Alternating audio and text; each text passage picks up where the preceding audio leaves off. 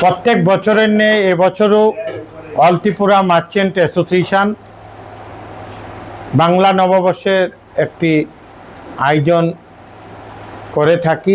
এই আয়োজনটা হচ্ছে অনুষ্ঠানের যে আয়োজন, যে আমরা প্রত্যেক বছর যারা দরিদ্র সীমার নিচে আছে তাদেরকে নিয়ে আমরা অন্ন পরিষেবা, বস্ত্র প্রদান অনুষ্ঠান অনুষ্ঠিত করে যাচ্ছি। বিগত বছরগুলো আমরা করেছি সুন্দরভাবে।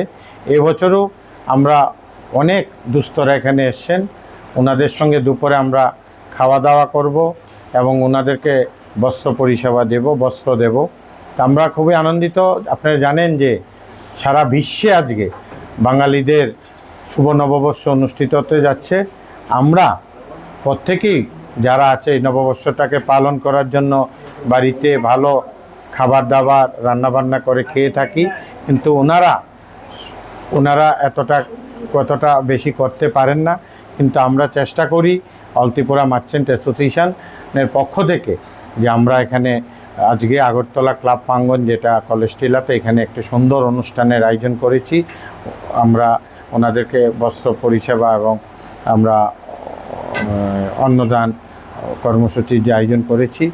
আমরা অ্যাকচুয়ালি অলত্রিপুরা মার্চেন্ট অ্যাসোসিয়েশন, আপনারা জানেন যে 50 বছরের পুরনো এই ব্যবসায়ী সংগঠন এই রাজ্যে সবসময় ব্যবসায়ীদের পাশে, শিল্প বাণিজ্য মহলের পাশে থেকে কাজ করে যাচ্ছি। আমরা আগামী দিনও থাকব। ব্যবসার পাশাপাশি সামাজিক দায়বদ্ধতা হিসাবে আমরা বিগত হোলির দিনে দেখেছেন যে দৃষ্টিহীনদের সঙ্গে হোলির উৎসব আয়োজন করেছি। বছরে বিভিন্ন অনুষ্ঠান আমরা করে থাকি। তা আমরা রাজ্যের 20 লক্ষ ব্যবসায়ীদের পক্ষ থেকে এই বাংলা নববর্ষের আজকে সকল রাজ্যবাসীকে শুভেচ্ছা জানাচ্ছি। এবং আজকে উপস্থিত আছেন এই অনুষ্ঠানে আমাদের সদ্য সভাপতি তুষার চক্রবর্তী, সহসভাপতি মিন্টু কর মহোদয়, সাংগঠনিক সম্পাদক পানগোপাল শাহ মহোদয়, কালচারাল সেক্রেটারি সজীব শাহ মহোদয় এবং আমাদের অন্যতম যিনি আমাদের সিনিয়র সদস্য, রাজ্যের বিশিষ্ট ব্যবসায়ী আমাদের সদ্য জওহরলাল বণিক মহোদয় সহ অন্যান্য সবাই আছে। তা আমরা যারা সাংবাদিক বন্ধু